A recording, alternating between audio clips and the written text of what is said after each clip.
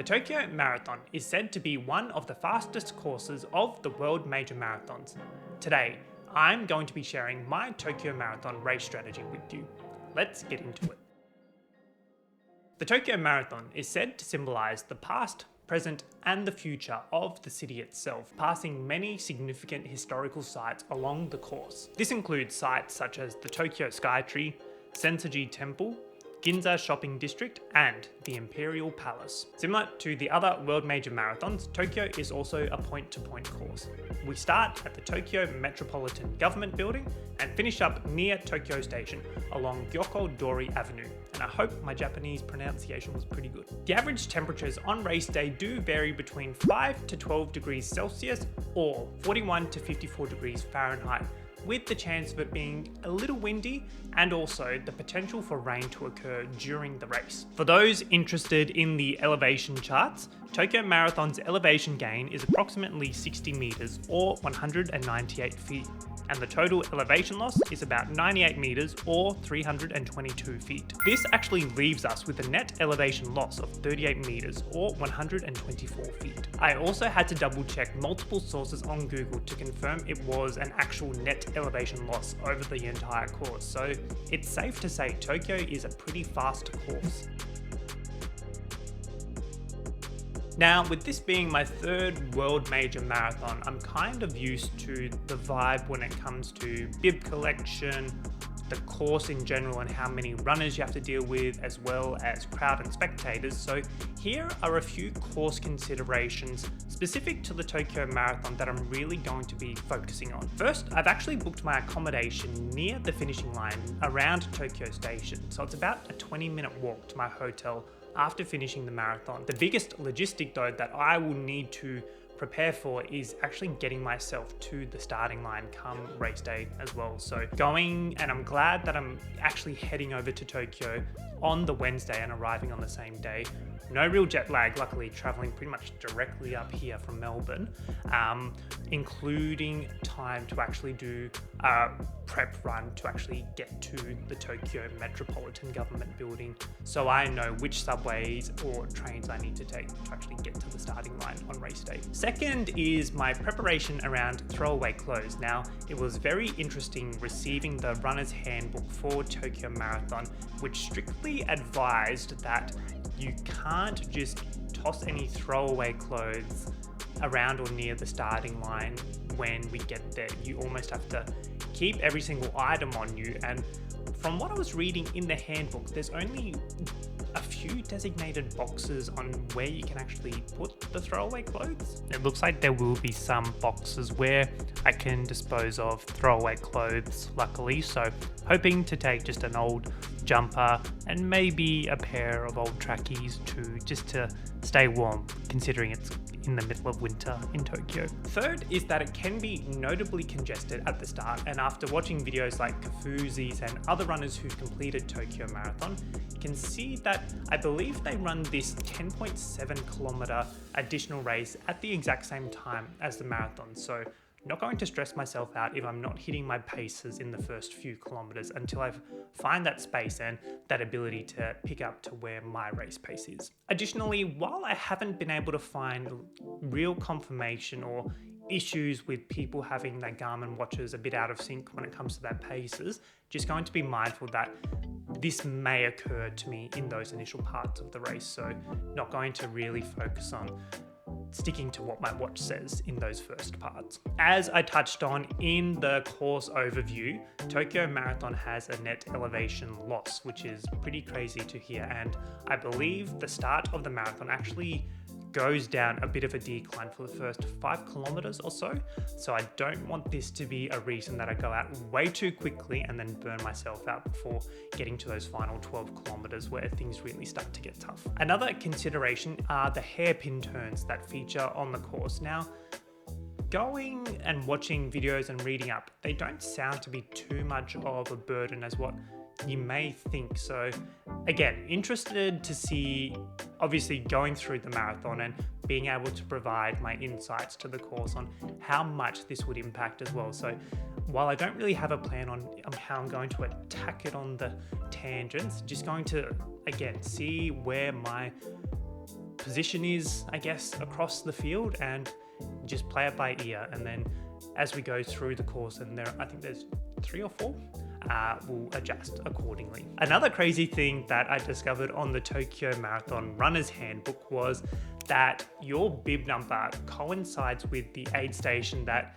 they want you to go to during the course as well. So I think mine's the 8th aid station. So again, I'm pretty sure they're going to be all on the same side. So it will be interesting to see how that actually works and operates. So yeah, pretty cool to see that the Japanese are just that next level organized to ensure that the run can go ahead smoothly without too much inconveniences. So it will be interesting to see if other runners actually stick to that particular aid station they've been assigned. Similar to throwaway clothes, you can't actually dispose of your gels or any nutrition that you may be taking out on the course directly on the course. You either have to store it on yourself, or I believe you can dispose of them at the aid stations.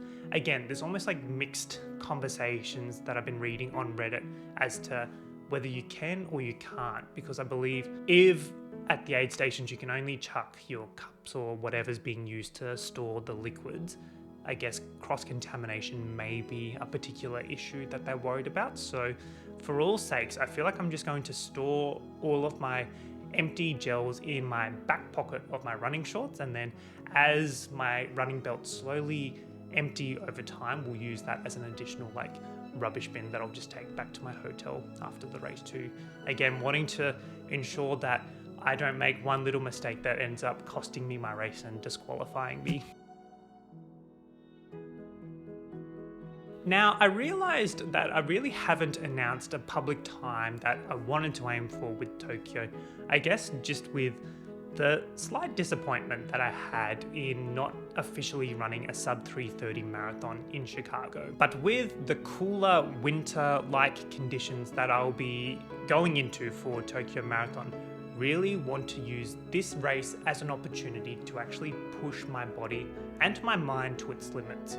And I feel like I want to go as close as I can to 3 hours. Now, this may be 3 hours 28, 3 hours 20, 3 hours 15, but it probably won't be sub 3 hours just yet. I feel like my endurance has improved a lot in these last 12 weeks, but isn't quite there enough for me to really maintain that kind of pace to go sub 3 just yet. So I'm interested to see, running my 4th marathon in just over a year of actually running consistently, how much my body and my running has improved. And at the time of recording this, my Garmin Connect says that I'm in 3:07 shape, so about 4 minutes 25 seconds per kilometer pace, or 7 minutes and 8 seconds per mile pace. After lessons with Chicago, I'm really mindful of not going out too hot, but also not wanting to go out too slow either, because I feel like with the introduction of my tempo runs, but also the increase in mileage, I'm finding I'm running faster paces at a comfortable heart rate zone as well. So just again, not going to lock in particular numbers, like running 4 minutes 45 for the first 10Ks, really just going to go based off of feel. And I feel like that's the best way to run a race. I know in Ballarat, it was the first time I actually just ran the entire marathon distance without stopping to. Just not going to pressure myself on any splits or that, but just to run with my heart and how I feel. For nutrition, so I've trained with Pocari Sweat, and that has been no problems whatsoever on my stomach. And then for my other nutrition, going to be using 2 lots of gels. So I've got my SIS fruit salad flavor, which I've used for my last 2 marathons so far. Really enjoyed it. Couldn't find my very caffeinated gel in stock in time too, so I've actually been trialing this one here, the High Five Energy Gel. So it's caffeinated with, how much caffeine here? So it has 30 milligrams of caffeine, which is a good little hit to actually get me through that difficult part of the race where I just need that additional energy. And this one is also an isotonic gel, so water-based and very easy to consume on the stomach. And also from what I used in Chicago Marathon, using my Pure electrolyte capsules to top up both my sodium and potassium stores as well. For the gels, having 6 in total, aiming to use non-caffeinated then caffeinated, rotating through until the end of the race. Hoping that I can actually consume all 6 just for that added energy towards those final 7 kilometers, because I found usually I'd get to the 5th gel and feel like I couldn't really consume the 6th, but if I push back consuming gels to say every 40 minutes or so, I feel like I may be in a better position to really have that push towards the finishing line without feeling like my legs are just in the one gear constantly. Finally is the key piece to the puzzle that I've been working on for this last 12 weeks, and that's my mentality. Not letting my brain decide, okay, it's time to give up, Jack, and just take it a little easier. Going to be using 2 mantras or phrases, I guess, when things are starting to get tough that realign me and push me through. So my mantra for the Tokyo Marathon will be, this will pass and I am strong. This will pass, obviously meaning that we will be in a world of hurt, I will be in a world of hurt and wanting to give up at times too, but reminding myself that I am strong. And the marathon really has been the training. So I've got through the most difficult part now, surpassing peak week, and now just getting into taper. So anything really is possible. So there we have it, friends, my Tokyo Marathon race strategy. I hope you found this insightful, and I will admit I'm so excited to get over there and to finally race the race after 12 weeks of intense marathon training with some crazy mileage that I never expected myself to actually get to. I will keep you all in the loop. I may be a little delayed in getting my Tokyo Marathon race day / travel video out to you after returning from Tokyo, because I will be moving houses just a few days after returning back to Australia. So bear with me as I will be trying to edit it as much as I can between the move, work, and all that's going on. But yeah, may just be a little bit delayed when I usually get my content out. Thank you so much for watching. Hope all is well over on your side of the screen. I'm Jack, and I'll see you next time. Catch up.